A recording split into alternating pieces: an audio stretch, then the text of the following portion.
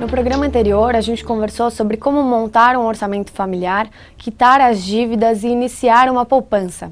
Hoje nós vamos novamente conversar com o planejador financeiro Walter Policy Jr., da Policy Consultoria, para saber onde começar a investir essa poupança. Olá, Walter. Olá, Juliana.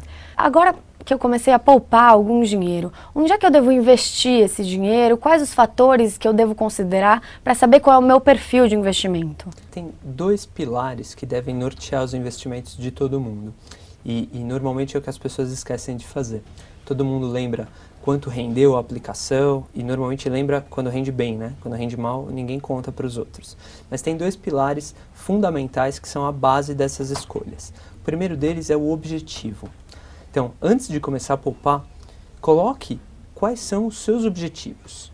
Liste por prazo. Eu tenho como objetivo trocar de carro, comprar uma casa, fazer uma viagem. E aí, para cada um deles, você vai ter um investimento mais adequado.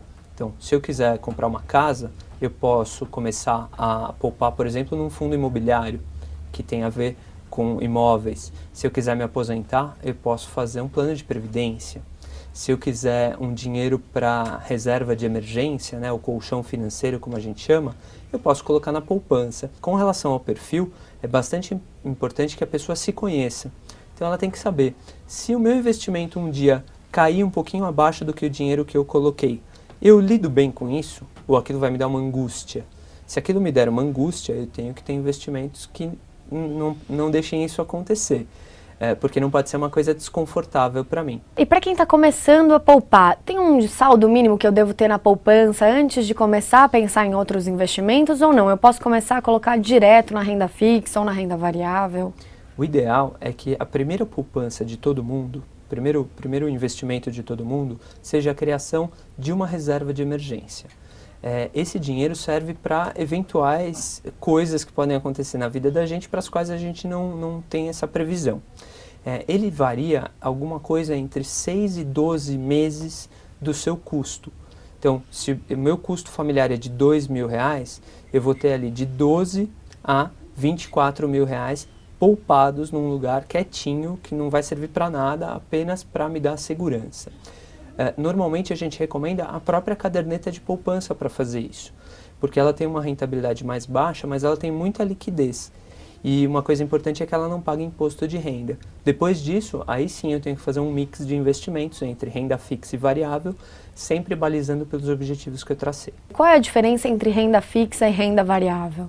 Olha, renda fixa, por definição, é um dinheiro que eu empresto para alguém sob uma determinada taxa de juros. Então ele vai me pagar aquela taxa de juros, pode ser o banco, pode ser uma empresa, mas ele vai me pagar uma taxa de juros. Então eu não tenho muito risco, eu sei o que vai acontecer. Com relação à renda variável, é diferente.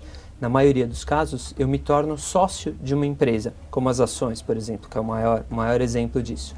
E aí eu não sei o que vai acontecer com essa empresa no futuro. O que a gente indica é que a renda variável serve para os seus objetivos de prazo mais longo.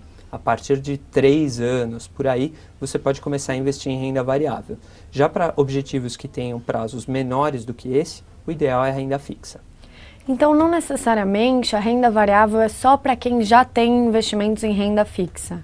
Não. Aliás, o ideal é que o seu portfólio de investimentos seja bastante diversificado e contemple tanto renda fixa quanto renda variável. E aqui no Brasil, a gente tem um fator muito importante para decidir investimentos, que é a taxa de juros. Nossa taxa de juros é muito alta, ou seja, a renda fixa aqui no Brasil paga muito bem. Verdade, aqui os juros que a gente paga são estratosféricos, né? Tem sua razão de ser, mas o fato é que eles estão aí. Isso faz com que, em geral, na análise de investimentos, eu tenda mais para a renda fixa. Agora, com um prazo mais longo, a gente espera, e na verdade é quase uma certeza, de que esses juros não vão se manter nesse patamar. Quando eu digo longo prazo, eu quero dizer 10, 20, 30 anos. Já a renda variável varia, claro, mas com a economia. Então, a gente espera que as empresas tenham um desempenho sempre superior aos juros de mercado, porque se não fosse assim, todos os empresários venderiam as suas empresas e aplicariam na renda fixa. Tá ótimo, Walter, obrigada. Esse foi o programa Folha Invest na TV Folha. Na semana que vem a gente volta com mais um convidado. Obrigada.